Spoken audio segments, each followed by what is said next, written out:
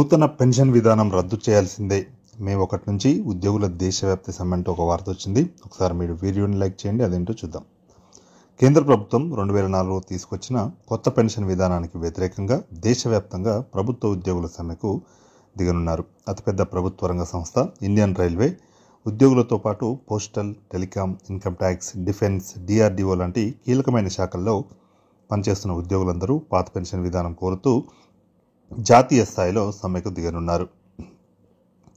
పాత పెన్షన్ విధానం అమలుకు పోరాటం. సమ్మెకు సిద్ధం 24 లక్షల మంది ఉద్యోగులు. మార్చి 19న అన్ని జోన్ల జీఎంలకు సమ్మె నోటీసులు.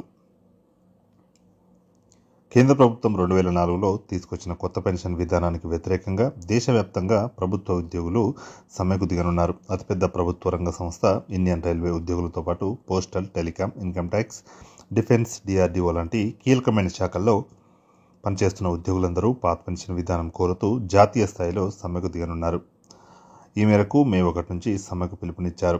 మార్చి 19న అన్ని ప్రభుత్వ రంగాల సంస్థల శాఖాధిపతులకు సమ్మె నోటీసులు ఇవ్వబోతున్నట్లు ఎస్సీఆర్ ఎంప్లాయీస్ సంఘ్ ప్రధాన కార్యదర్శి మర్రి రాఘవయ్య తెలిపారు.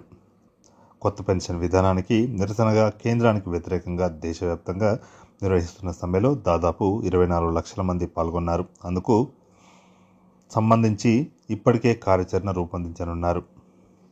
అంటే ప్రస్తుతం అన్ని కేంద్ర శాఖలతో దాదాపు 34 లక్షల మంది ఉద్యోగులు పనిచేస్తున్నారు. వారిలో దాదాపు 70% మంది నూతన పెన్షన్ విధానం పరిధిలోకి వచ్చిన వారే అన్నారు. దీంతో ఆ వర్గం మొత్తం సమ్మె బాట పట్టబోతున్నారు. ముఖ్యంగా రైల్వేలు, పోస్టల్, టెలికాం, ఐటీ, డిఫెన్స్ వంటి ప్రభుత్వ శాఖలలో ఉద్యోగులంతా సమ్మెకు పూర్తిగా మద్దతు ఇస్తున్నారు. దక్షిణ మధ్య రైల్వేలో ఎన్సీఆర్ మజ్దూర్ యూనియన్తో పాటు తదితర యూనియన్లు సంపూర్ణ మద్దతు తెలిపాయి.